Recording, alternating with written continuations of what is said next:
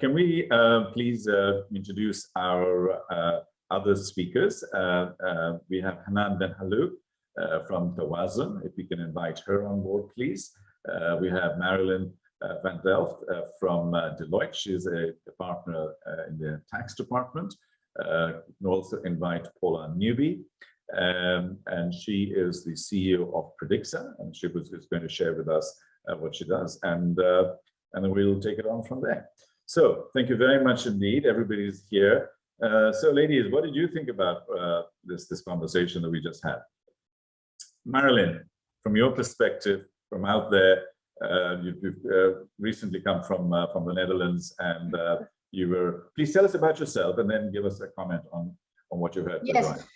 So thank you, Tariq. And yeah, I was not able to be part of the whole discussion as I came out of a client call. But my name is Marjolein van Delft. As you can see from my name, but probably also hear from my accent, I'm from the Netherlands. I moved to the Middle East a year ago. I worked for Deloitte in the Netherlands as a tax partner for the VAT department. So at that point, I was actually a true specialist. And I moved to the Middle East and focus more on tax management consulting, which covers a broad scope of tax and technology and tax structuring and organization and so on. And that is not strange if you look at my background, because before I joined Deloitte, I worked 11 years for Shell, albeit in the tax department, but done several different roles and have seen back and forth of the whole organization. And also have been the president of the Women's Network for the Netherlands in Shell, where I learned a lot and have been becoming more interested in diversity and inclusiveness. And that always has caught my attention and is also something that I really took on also in the more leadership roles that I filled in Shell, but now also at Deloitte, and is very close to my heart. And I find very interesting topic and important topic. And I think if you ask me what I have taken up from the discussion about education and having more people as generalists and be creative and have people have a broad view on things, to my mind, that is very much so also connected to diversity and inclusiveness. The broader you see, the more you see, the more you understand the other people's point of view, which to my mind is also something that's part of diversity and inclusiveness. Whether that means you should not have any specialist anymore, I think that's a different discussion, because I think you need a bit of a balance there. If you have people with great knowledge, then often they are very much subject matter experts. But does that mean you need to become a subject matter expert already in your education? So by way of brief introduction, Paula Newby, I'm the CEO of Predixa. We are an advisory and technology company that focuses on diversity and inclusion. And I've actually spent the last 20 odd years involved as a consultant for change management. And early on in my career, I was trained as a designer, and then I was a buyer for Marks and Spencer's and head of buying for Next, 2 retailers in the UK. And at that time, back in the 90s, they were very much spearheading the principles of ethical supply chains. And so there were many occasions when I'd travel to various factories where the product was great and the price was great, but I didn't approve the factory because I wasn't happy with the way that they were treating their workforce. And so the principles of D&I, corporate social responsibility, environmental, social and governance, etc., are absolutely within my DNA. And I think that just listening to Raya, it's wonderful to see this new approach to learning. I wrote down the principles thinking, and how women are good at this without the ego and challenging the status quo. And I think about what we're doing now with diversity and inclusion, and one of the key areas that's really challenging this are these two demographics of the millennials and the Generation Zs. These are the people who are currently about between 16 and 40, and they are predicted to make up 75% of the global workforce for the next 10 or so years. And they absolutely are taking a new approach to everything. So what Rhea's talking about in terms of learning and shaking up education, these millennials and these Generation Zs are doing the same with business. And they want to work with sustainable businesses that, yes, make a profit, but also have a positive impact on the environment and on social aspects. Always happy to share stages with passionate and committed people to really shifting the narratives and changing, making the change or changing the game. And as introduced by Tariq, so my name is Hanan Ben Khadouk, and I'm very lucky that even my initials started really telling the story of what I want to do, which is humanizing business. And those are the two letters of my first name and last name. And I think, as they say, when you become so obsessed with the change that you want to make, you become it, as Gandhi said. So doing that through different initiatives, but the one that we are linked to Tariq with is Tawazun. And as he said, Tawazun means balance in Arabic, and it is a community that wants to raise awareness that today we are all seeking balance. We need to stop talking about women empowerment, diversity and inclusion. It's at the end of the day, what we want to achieve is balanced work environments, balanced societies, balanced planets. And that's what I see that we're all on this platform share, is this commitment to the ESG.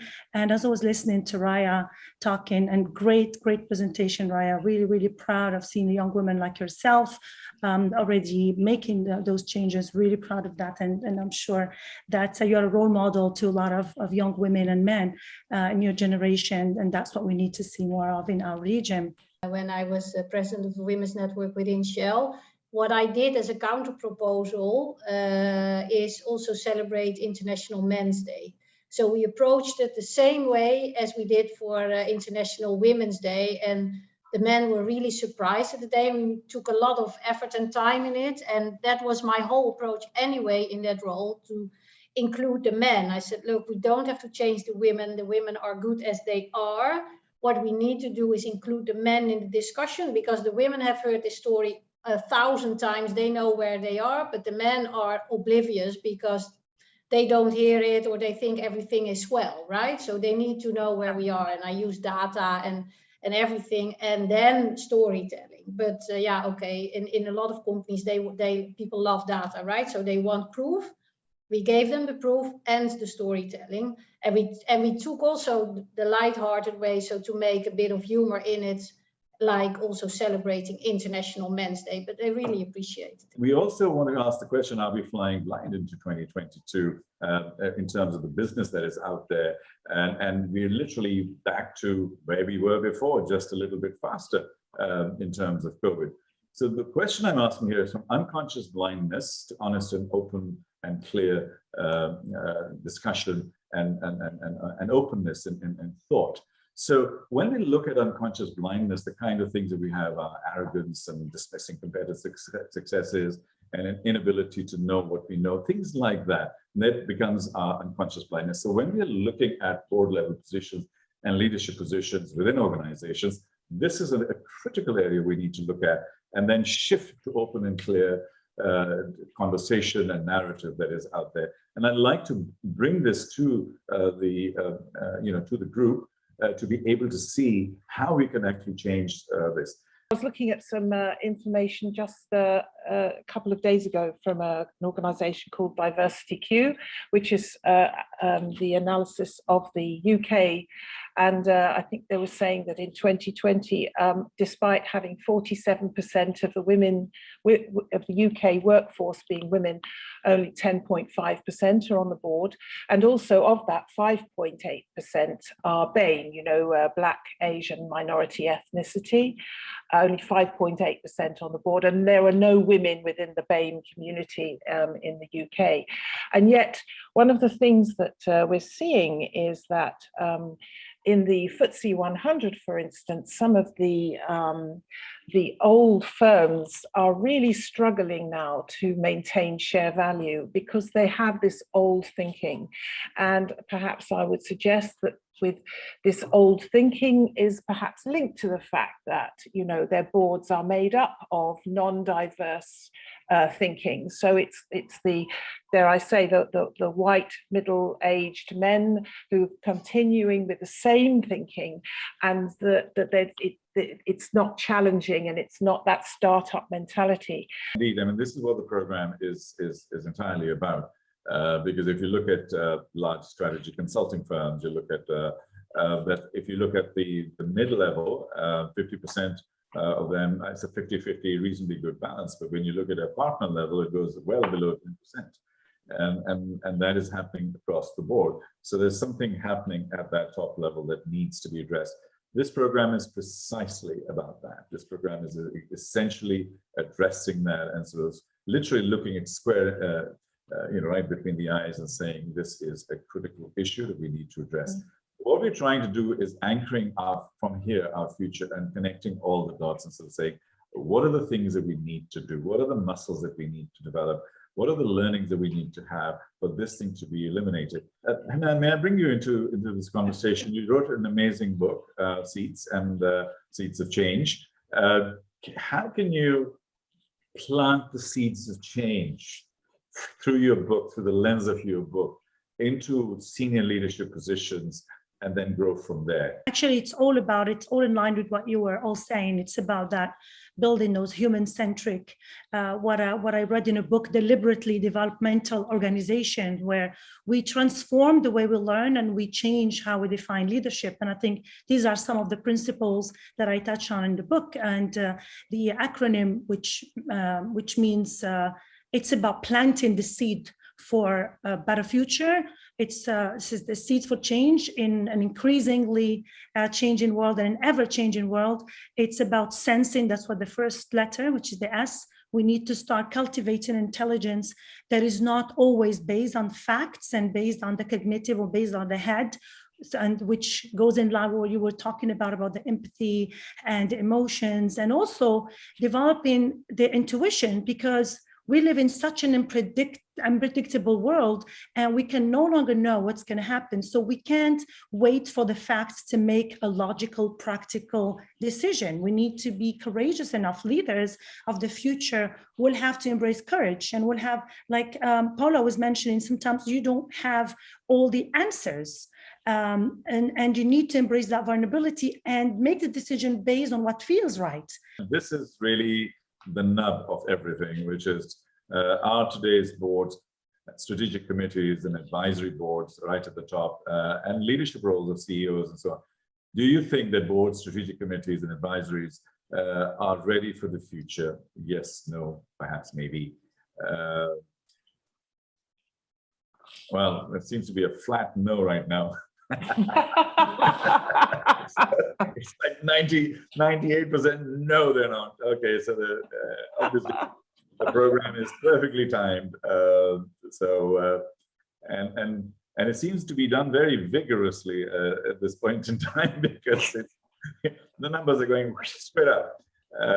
All right, so this is cool. Let me just share the results, because I think it's now steadied out. And the result is that 94% of the people feel that the boards, advisory boards, strategic committees and stuff like that are not ready for the future. And that's precisely what this program is all about. So what do we do, guys? I mean, if they're not ready, and we know they're not ready, and we're not acknowledging that they're not ready, but the immune system clicks in, nobody wants to change. And it's like pulling teeth. We try to protect, whatever we have. So I think that's that.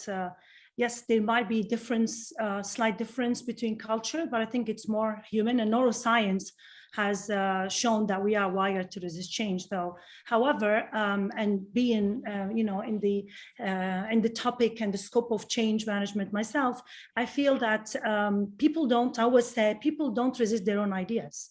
So when engagement is done right, where everyone understands that sense of urgency, instead of pitching the need of change, maybe ask, this is one question that I always throw in when I facilitate board meetings, and I go, what if we don't change?